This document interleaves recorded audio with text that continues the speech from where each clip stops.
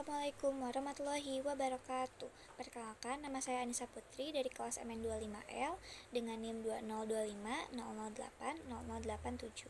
Di sini saya akan menjelaskan tentang pemahaman saya mengenai matkul pengantar akuntansi di semester 1 ini. Nah, yang pertama yaitu pengertian akuntansi berdasarkan pemahaman penulis. Nah, menurut saya, akuntansi ini adalah sebuah proses mengidentifikasi, mencatat atau pencatatan dan juga melaporkan atau komunikasi secara sistematis dan teratur. Nah, dalam akuntansi juga yaitu terdapat persamaan dasar akuntansi yang terdiri dari aset sama dengan liabilitas plus equity. Nah, yang pertama ada aset. Aset ini adalah harta atau sumber daya yang dimiliki oleh perusahaan dan memberikan manfaat di masa yang akan datang. Lalu ada liabilitas atau kewajiban. Nah, kewajiban ini yang harus dibayarkan kepada pihak ketiga sebelum tempo. Lalu yang terakhir ada equity atau modal. Nah, equity atau modal ini yaitu nilai sisa dari aset perusahaan setelah dikurangi liabilitas. Nah, akuntansi juga merupakan suatu alat penting yang digunakan untuk mengetahui kondisi keuangan yang sebenarnya di suatu usaha, untuk mengetahui apakah usaha tersebut mengalami keuntungan atau kerugian.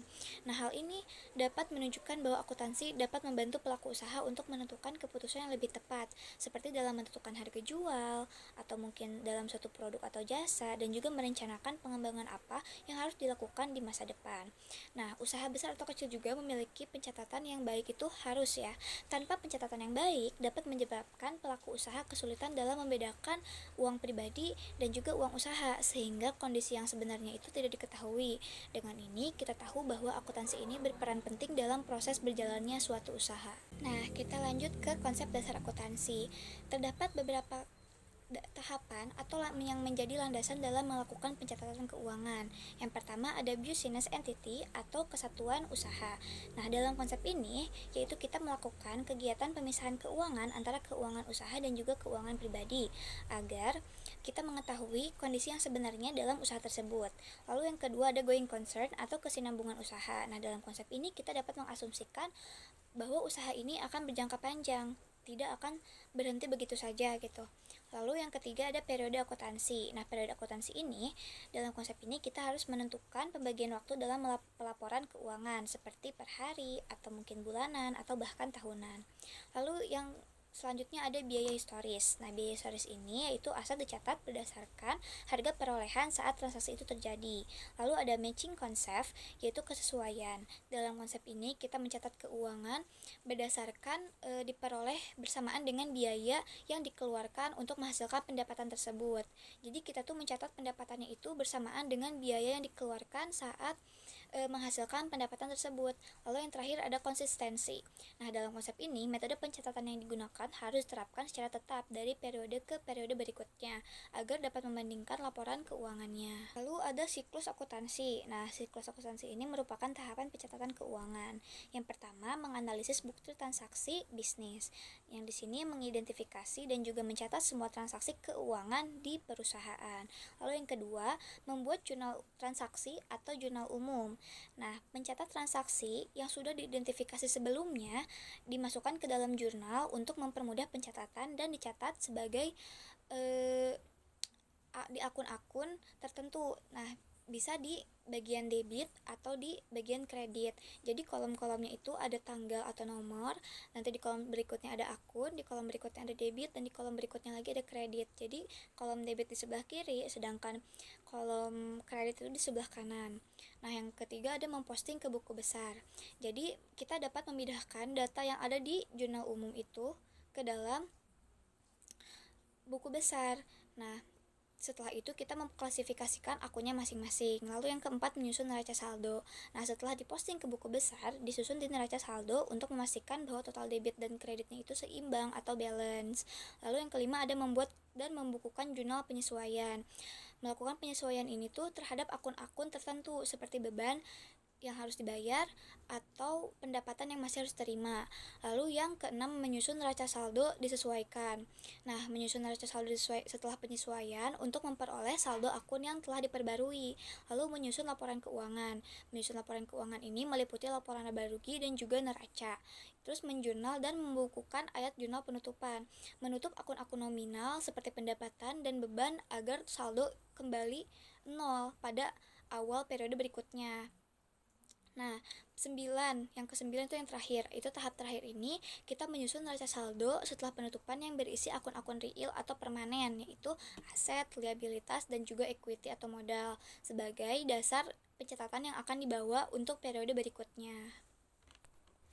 Lalu kita lanjut ke contoh transaksi pada usaha. Di sini saya mengambil usaha jasa laundry. Nah, yang pertama, pemilik menyetor modal awal uang tunai sebesar 5 juta. Nah, pencatatan dalam jurnalnya itu berarti kas di sebelah debit sebesar 5 juta dan juga modal pemilik di sebelah kredit sebesar 5 juta. Lalu yang kedua, usaha laundry menerima pendapatan jasa dari pelanggan dan dibayar secara tunai sebesar 3.800.000. Maka pencatatan jurnalnya yaitu kas di sebelah debit sebesar 3.800.000 dan juga pendapatan jasa di kredit sebesar 3.800.000. Lalu yang ketiga, usaha laundry membayar biaya listrik, air, atau pembelian deterjen atau beban perlengkapan secara tunai sebesar 1.200.000. Nah, pencatatan jurnalnya ini kita yang pertama, mencatat beban listrik dan air di sebelah kredit sebesar 800.000, lalu mencatat beban perlengkapan tadi atau deterjen sebesar 400.000 di sebelah debit juga, lalu kas di sebelah kredit sebesar 1.200.000. Kenapa kas di sebelah kredit? Karena kita mengeluarkan uang atau kita mengurangi kas sebesar 1.200.000 untuk membayar tadi beban listrik dan air dan juga beban perlengkapan atau deterjen. Nah, yang terakhir itu yaitu membayar gaji karyawan sebesar 1.600.000.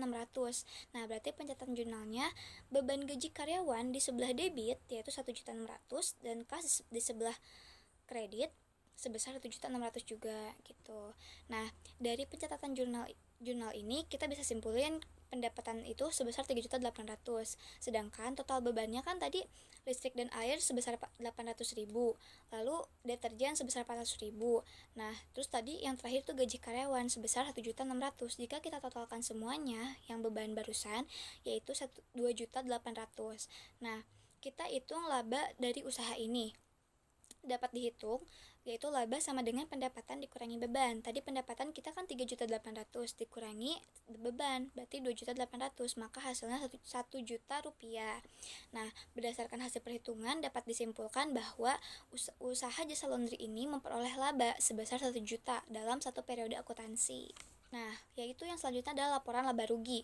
Laporan laba rugi ini itu berisi informasi mengenai pendapatan dan beban dalam satu periode tertentu. Nah, tujuan utamanya itu adalah untuk mengetahui apakah usaha memperoleh laba atau rugi. Nah, contohnya pada usaha laundry ini, pendapatan dapat diperoleh dari konsumen melalui jasa mencuci dan menyetrika pakaian. Sedangkan bebannya itu usahanya seperti meliputi biaya listrik, air, deterjen, dan juga gaji karyawan. Nah, jika total pendapatan lebih tinggi dibandingkan beban, maka dapat disimpulkan bahwa usaha mengalami laba atau untung. Sedangkan jika total beban itu lebih tinggi dibandingkan pendapatan, maka dapat disimpulkan juga bahwa usaha tersebut mengalami kerugian. Nah, laba rugi ini sangat penting bagi pemilik karena dapat digunakan sebagai bahan evaluasi kinerja usaha dan menjadi bahan pertimbangan untuk mengambil keputusan usaha di masa yang akan datang. Lalu yang selanjutnya ada neraca. Nah, neraca ini merupakan laporan keuangan yang menunjukkan bagaimana posisi keuangan di suatu usaha yang terdiri dari 3 unsur utama, yaitu aset, kewajiban, dan juga modal. Nah, aset yang ada di laundry ini kan seperti kas, mesin cuci, mesin pengaring, dan juga peralatan lainnya. Sedangkan kewajibannya itu meliputi utang usaha yang harus dibayar. Nah, sedangkan modal adalah hak pemilik, yaitu aset yang sudah dikurangi dengan kewajiban atau liabilitas. Nah, melalui neraca ini, pemilik itu dapat mengetahui seberapa besar harta yang dimiliki usahanya serta kemampuan dalam memenuhi kewajibannya. Lalu, peran laporan keuangan dalam pengambilan keputusan. Nah, laporan keuangan ini memiliki peran yang sangat penting dalam pengambilan keputusan. Nah, dengan laporan keuangan ini, pemilik dapat menilai kinerja para karyawan dan juga laporan keuangan ini memiliki peran penting dalam pengambilan keputusan, yaitu untuk mengontrol keuangan, merencanakan strategi, dan juga memberikan keputusan apa yang harus dipilih untuk mengembangkan usahanya. Nah, laporan keuangan juga berperan penting dalam perencanaan usaha ke depannya. Nah, informasi dari neraca ini membantu pemilik usaha untuk mengetahui jumlah aset, kewajiban, dan juga modal yang dimiliki. Nah, pemilik usaha juga dapat mempertimbangkan keputusan sesuai dengan kondisi nyatanya, seperti pemilik usaha mempertimbangkan keputusan seperti menambah mesin laundry, pinjam uang ke bank, atau perluasan usaha. Nah, oleh karena itu, Laporan keuangan ini tidak hanya berfungsi sebagai catatan administrasi saja, tetapi juga sebagai dasar utama dalam pengambilan keputusan yang rasional dan berorientasi pada keberlanjutan usaha. Nah, selanjutnya manfaat penerapan siklus akuntansi. Nah, manfaat utamanya itu adalah membantu pemilik usaha dalam mengontrol arus kas, yaitu ketika kas masuk dan keluar, sehingga menghindari kekurangan dana secara tiba-tiba. Nah, siklus akuntansi ini juga dapat membantu pemilik dalam mengevaluasi kinerja secara berkala. Nah, dengan melihat laporan laba rugi, pemilik dapat menilai strategi usaha yang sedang dijalankan sekarang ini apakah sudah sesuai kah atau harus melakukan perbaikan. Nah, manfaat lainnya ini adalah mempermudah usaha untuk memenuhi kebutuhan administrasi serta pengajuan pinjaman ke bank atau kerjasama dengan pihak lain. Nah, laporan keuangan yang tersusun rapi akan meningkatkan kepercayaan pihak eksternal terhadap usaha laundry. Yang selanjutnya ini yaitu masalah atau permasalahan yang sering terjadi dalam usaha jasa laundry. Nah, yang pertama ini menurut saya permasalahan yang paling umum adalah tidak dipisahkan keuangan pribadi dengan keuangan usaha, sehingga pemilik sulit untuk melihat kondisi yang sebenarnya dalam usaha tersebut. Nah, terkadang juga pemilik usaha atau pelaku usaha ini tidak mencatat semua transaksi, tapi kebanyakan transaksi besar yang hanya dicatat, tetapi transaksi kecil diabaikan. Padahal kan ketika dikumpulkan, transaksi kecil ini dapat mempengaruhi laba usaha juga. Nah, menurut saya permasalahan yang selanjutnya ini itu masih mencatat secara manual, tidak menggunakan sistem yang lebih modern. Padahal dengan itu dapat menyebabkan seperti pencatatan ganda atau bahkan seperti pencatatan transaksinya terlewat atau salah perhitungan. Maka dengan itu saya menyarankan untuk menggunakan sistem yang lebih modern. Nah, dari itu kurangnya pemahaman akuntansi ini menjadi kendala utama, sehingga harus dipahami bahwa setiap pelaku usaha itu harus memahami dasar akuntansi agar pencatatan keuangan dapat dilakukan dengan benar dan juga konsisten. Nah, yang terakhir itu pendapat pribadi tentang pentingnya pencatatan keuangan. Nah, menurut saya pencatatan keuangan ini sangat penting untuk semua usaha baik besar maupun kecil. Nah, dengan adanya pencatatan yang rapi dan teratur, pemilik usaha juga dapat mengetahui kondisi usaha atau kondisi keuangan yang sebenarnya secara nyata dan terhindar dari kerugian. Pencatatan keuangan juga membantu pelaku usaha untuk bersikap lebih disiplin, tanggung jawab dalam mengelola keuangan. Nah, selain itu pencatatan keuangan juga memudahkan usaha dalam mengajukan pinjaman ataupun kerjasama dengan pihak lain. Oleh karena itu, pemahaman akuntansi dasar juga perlu dimiliki oleh setiap pelaku usaha agar usaha yang dimiliki dapat berjalan dan berkembang dengan baik. Nah, pencatatan keuangan juga merupakan alat pengendalian usaha. Dengan pencatatan yang baik, pemilik usaha juga dapat mengevaluasi pengeluaran yang terlalu besar dan mencari cara untuk mengefisiensikannya. Nah, ketika usaha dapat dikelola secara lebih bijak, maka dapat membantu pemilik usaha untuk menentukan keputusan seperti menaikkan harga jasa atau menambah peralatan atau memperluas usaha dapat dilakukan lebih cepat, didasarkan pada data keuangan yang jelas, bukan hanya perkiraan-perkiraan saja gitu. Nah, jadi dengan adanya data, semisal dari pemilik usaha ingin menambah cabang atau mungkin ingin membangun cabang di daerah lain, mungkin bisa lebih cepat karena berdasarkan data keuangan pun jelas gitu. Karena itu, pencatatan keuangan ini sangat penting untuk suatu usaha dalam skala besar ataupun kecil. Jika tidak ada pencatatan yang baik atau benar, maka usaha tersebut tidak akan berjalan lancar dan kemungkinan akan mengalami kerugian atau bahkan bangkrut. Sekian yang bisa dapat saya sampaikan, kurang lebihnya mohon dimaafkan. Terima kasih. Wassalamualaikum warahmatullahi wabarakatuh.